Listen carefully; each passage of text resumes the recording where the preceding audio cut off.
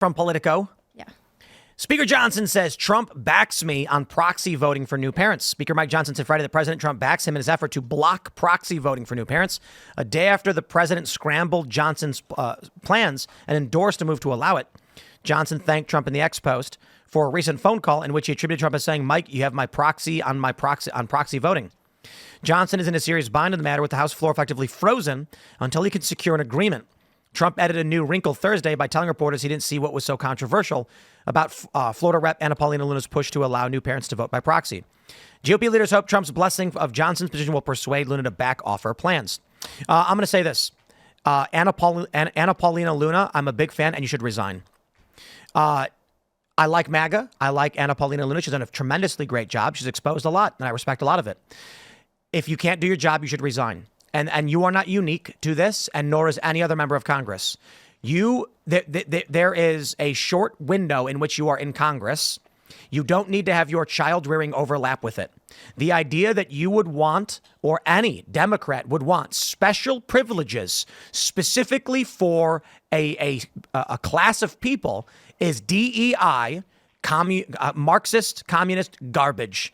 We do not give special privileges to people based on their class. We do not do that. So if you want to have a kid, you decide when you want to have a kid. If you don't want to have a kid, then go to Congress.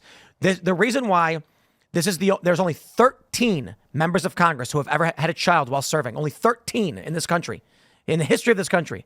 Because even the women who serve, they're older and they're not having kids anymore. So I reject this. I think it opens the door to pure corruption. It destroys the fabric of what is already a garbage institution. Congress is miserably failing. So I'm deeply offended by the story. But as you were just pointing out in the previous segment, there are sacrifices people have to make. You can't have it all. I agree. And I'm curious what you think about this one. Yeah, well, it's not just women, it's men too. So when viewers probably don't know, but my dad was in Congress. He was elected in 2010. And my little sister, she's 5 now, she was born with Down syndrome and she had 2 holes in her heart. And my dad knew that he needed to come home and be with our family at that time because there was 9 kids at that point. She had to have this really risky surgery. And he didn't demand that we have this special privilege that he get to vote from home because he needed to be with my mom while my little sister was in the NICU and having this surgery. He resigned from office. He said, I can't do this anymore. Somebody else is going to have to take my place. And that's the expectation when you're in Congress is you have to show up and you have to vote in person. There's serious security concerns if you don't have people voting in person. And also, I'll say, Congress is like wildly accommodating for a parent. Like you can, first of all, there's daycare, but second of all, you can bring your child on the House floor as that Pedersen woman is continually proving because she's bringing her baby on the House floor. Yeah. While claiming that she's scared to do it because of germs. Yeah. It's ridiculous. It's not anti-woman too. It's such a silly line. So I mean, there's Mark from Rasmussen was here 2 nights ago. Rasmussen. He corrected us. My apology. Rasmussen was here, and he pointed out that there are only 10 legislative days in the whole month of April. You know when the votes are. Yeah. It is not a problem to get a sitter, someone to watch your child when you only have to work 10 days out of a month. It's the definition of political theater, and it's really annoying. It's really ridiculous. People don't know this, but there's actually a little room off the side of the House floor that's just for women, and it's actually partly for staffers and members of Congress to breastfeed their children. Like what place of work offers that? Like you can bring your kid, and there's a special place to breastfeed, and there's also provided daycare. Like I just don't know. This couldn't be more accommodating. That lady's going to start filibustering next. It's going to be awful with the baby. She's going to hold the baby up to the microphone. This is a little off topic, but I did some research to try and find out what Cory Booker was actually filibustering. Turns out nothing. Couldn't find it. It was just like, check it out. I'm going to go talk for 25 hours because the last guy that had the record was an actual racist. I think it was Byrd. It got nothing to do. So he's They like, just want to look like they're doing something because some voters are so angry right now. Yeah. I also love there was no point. It was just, I'm going to get up there and talk and hate on Donald Trump and make the record. I love how reportedly had 175 million likes on TikTok. And I'm like, oh, that's real.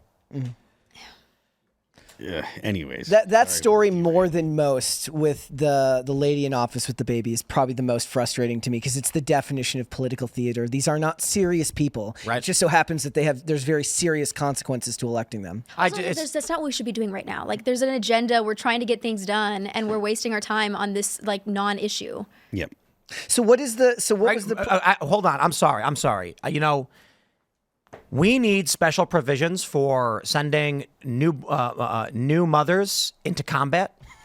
So when we send women into combat and they have babies with them, give the babies flak jackets? Well, right? the babies need jackets. Yeah. The babies are gonna need their own gear, little backpacks, sidearms, a small one the baby can hold because their hands are very tiny. Jeez. But the joke I'm making is like, where does this end?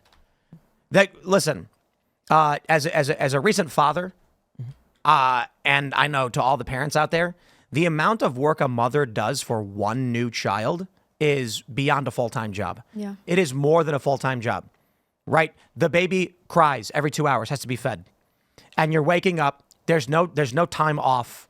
You know, my wife is doing a tremendous job and she's very tired and I can't feed the baby. I'm a guy.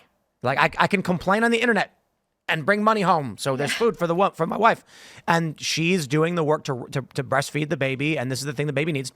And I'm just thinking, like, where does this end if we're saying like women with babies who are nursing and trying to raise those babies can work at any job, actively wanting special provisions for that? I'm not saying women shouldn't have jobs. There are certain things women can do while they are raising children. Allison's still doing some work. It's just the work she can do remote from her laptop she can still do.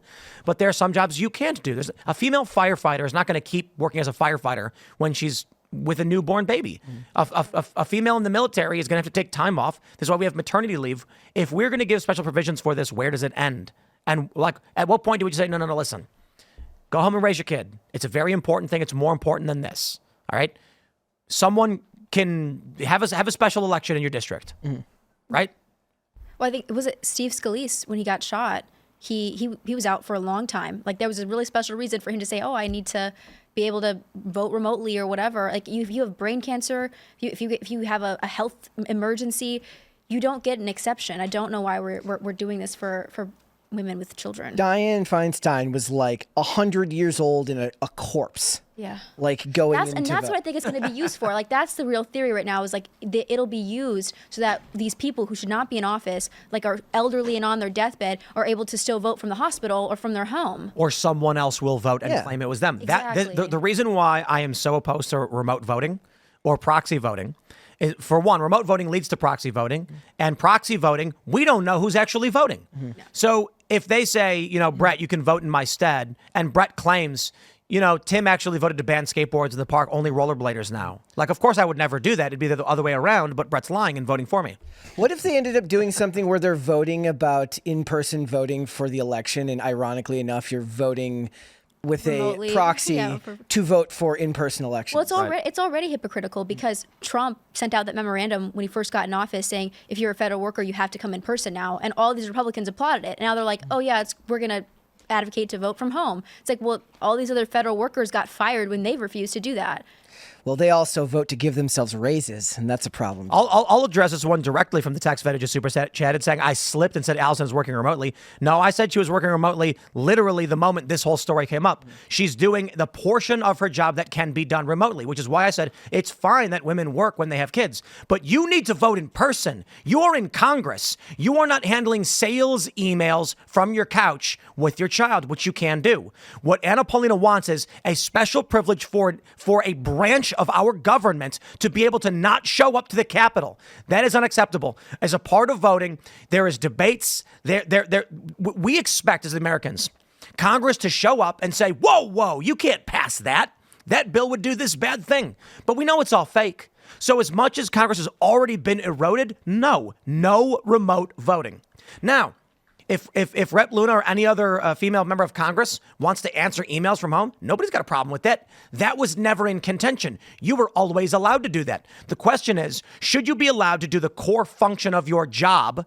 And in fact, I would argue not do 80% of it, which includes debating, negotiating to get these bills signed, Should you be able to forego that and then just check your email and click vote on national legislation? I say no. Imagine if we said, you're a female firefighter, you can fight the fires from home. You can't. There are some jobs that have to be done in person. Now, by all means, if you're an administrator for a fire department, meaning you handle intake and outtake invoices or output invoices, I don't care. Nobody ever had an issue with that. I do not care. If someone works here and they have a kid and they take maternity leave, we're like, go ahead and do it. What can you, when you're able to work, you can work, and we'll even let you work remote on some things, even though we largely do not do remote work here because we understand special circumstance. The special circumstance is what you can do from home. But could you imagine if we were like, we hired someone to be a camera operator and they said, can I do camera operating at home? I'd be like, no, it requires in-person camera operating. But I'm having a kid. I'm like, well, then quit. Yeah. I mean, it's also optics-wise, it's horrible given the fact that we talk, basically parents here in America are told, figure it out. You have kids, you have to figure it out for yourself. And then Congress says, we want special treatment. And that's just another way in which the average everyday person feels disconnected from the people that represent them. Mm-hmm. Yeah, man. I'm just, half of, like, I got to be honest, part of me is just like, oh, Rep. Luna wants to burn Congress down? Like, well, it's already garbage as it is, so what do we really expect from these people? Yeah. I mean, look, there's a Republican majority, and what are we really getting done right now? This is the problem. Right here is why I have such little faith in Congress as it is, and most people don't. Yeah. So the one thing I can say is, well, at the very least, Trump will just start doing whatever he wants because a dysfunctional Congress can't do anything about it. Republicans always find a way to snatch victory from the jaws of defeat. TextVet goes on to say, read the whole super chat, Tim. I wasn't talking about voting. I was talking about you and Phil calling us remote workers losers and lazy just a couple months ago. You are literally flipping what you said a couple months ago. It's a straight lie. Wrong. You're a liar and you're wrong. Wrong. Let's talk about remote work. People who work remote don't contribute to the culture of the company. Young people who work remote are less likely to get promotions, less likely to get raises. Work culture is the development of the project and the products. Do you guys know the legend of Flamin' Hot Cheetos? No. It was as the story goes, and it's an urban legend. Maybe it's the not guy true. who created them. Yeah, the story is that the company said, we want everyone's ideas. No idea is a bad idea. And a guy who was like a janitor used to take the extra Cheeto Puffs with no cheese on them, and he would put like lime salt and chili powder on it, which is like a Mexican snack. And then his family were all eating it, and he was like, oh, look, we should make these. And then he made a response to the CEO, and people were like, don't send that out. Are you kidding? He didn't want to hear from a janitor. And then he submitted it, and then they were like, this is a really great idea. It's their number one product now, and he got a promotion.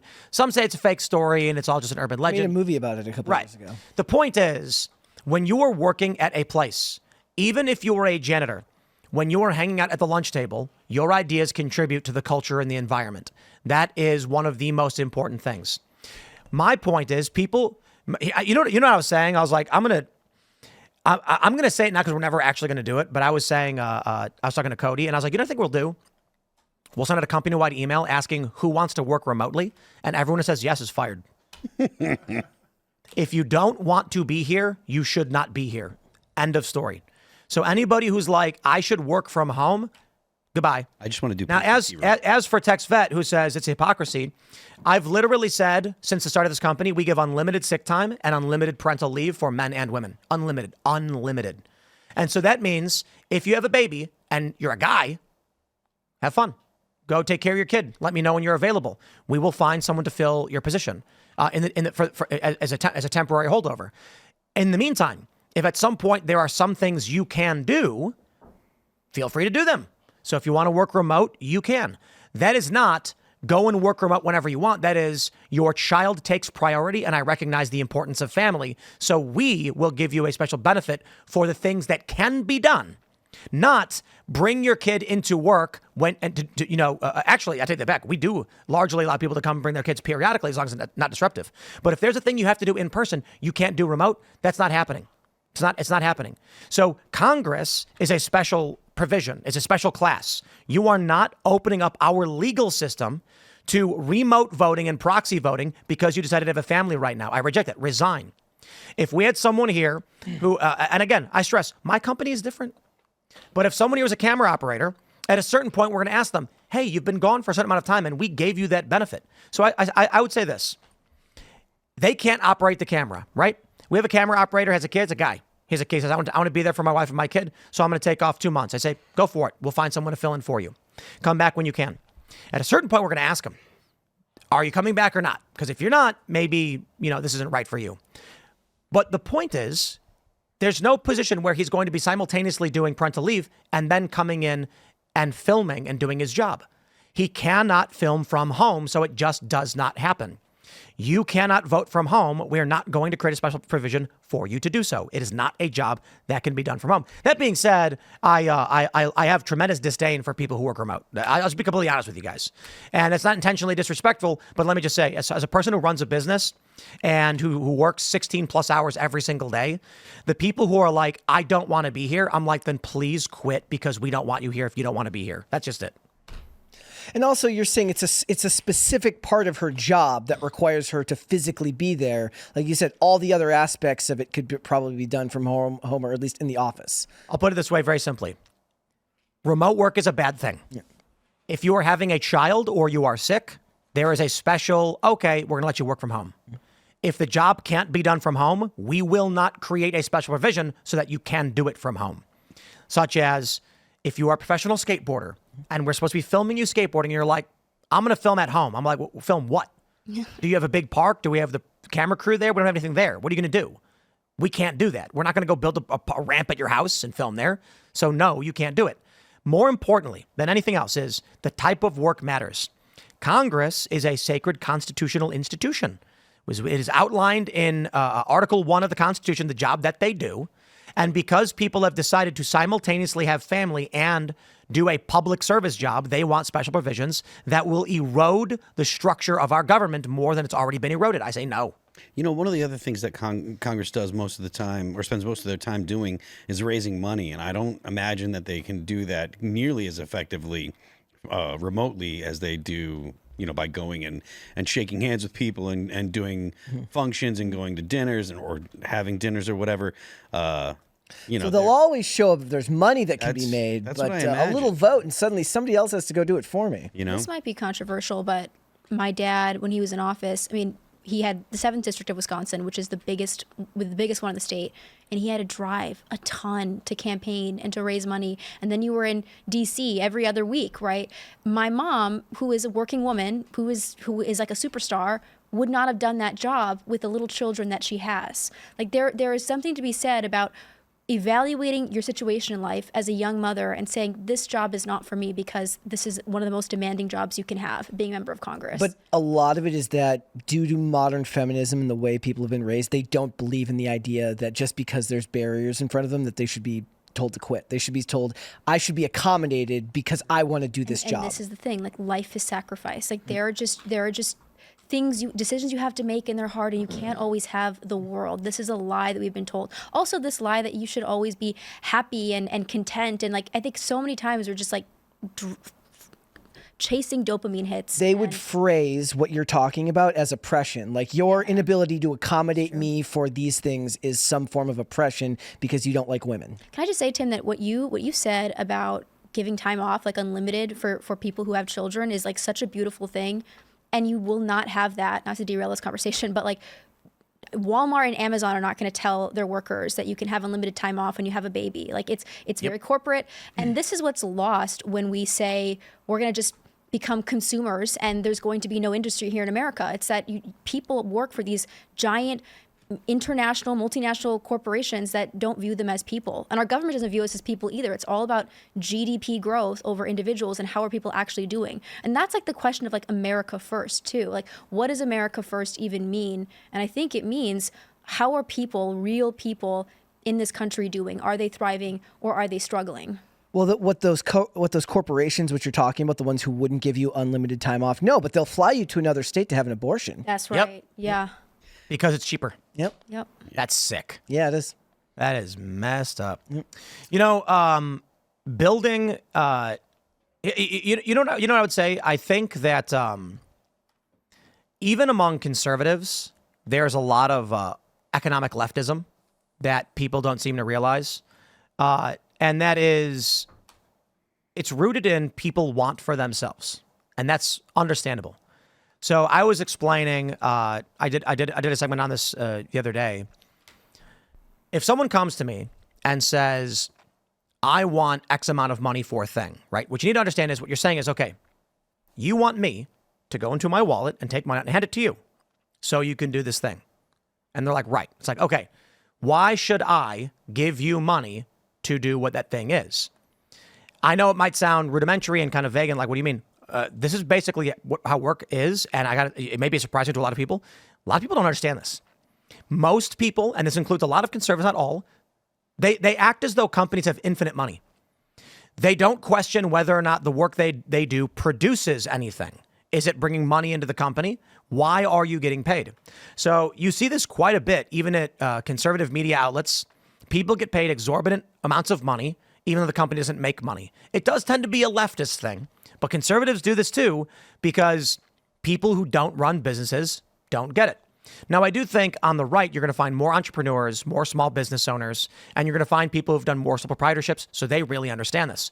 I can't pay you if what you do doesn't make money. The left is offended by that idea. No. There is actually a viral meme, I think it was a Reddit post, it's shared frequently by the left, where they say, capitalism means you must make more money for your boss than your boss will pay you, otherwise capitalism doesn't work. And they go, oh, they're so shocked and offended by this. You mean that when I'm working at a coffee shop, I'm going to make $100 in the hour and he's only going to pay me $20? That's wrong. And then the business owner tries explaining to them, we got to pay for the coffee. We got to pay for the electricity. We have to pay the repairman. We have to pay the heat and the gas. We have to pay the permitting fees. Mm-hmm. So that money you're making ain't going in my pocket. But these people don't understand that. They literally think businesses have infinite money and should just pay that stuff out. Part of me thinks that they intentionally misunderstand it or say they don't understand it just because they don't think that it's fair. They're like, well, you have all of these things and it's so easy to open a business and it's so easy to become successful in business, which is obviously totally not true. But that's the implication is it's your existence is super easy and you have all of this. They don't pay any attention to what actually got you there and how much time you had to work and how long you were poor to get to that position. They just see they're almost in a constant state of now. And they never want to understand the idea that they're not the ones taking the risk if the company fails. Yep. And that's a huge part of it. And there's a difference between like what we're talking about with bringing industry back to America and can families afford to buy a home and to send their kids to college and that kind of thing. And then there's people who I would describe them as like unhumans. Like it's like a moral code of theirs to want to right inequities all the time to the point where it's like greed, and they will do anything and everything to, I guess, destroy all these systemic barriers or whatever they want to call it. I mean, you see it throughout history, like communist China, the Spanish Civil War, what happened in Cuba. There's something that's very nefarious about just assuming that when somebody has something you don't have, that you can justify doing anything to take what they have because it must have been stolen from you. And that's not always the case. Thanks for checking out this clip from Timcast IRL. Make sure to watch the show live Monday through Friday at 8 p.m. Subscribe to this channel, and we will see you all there.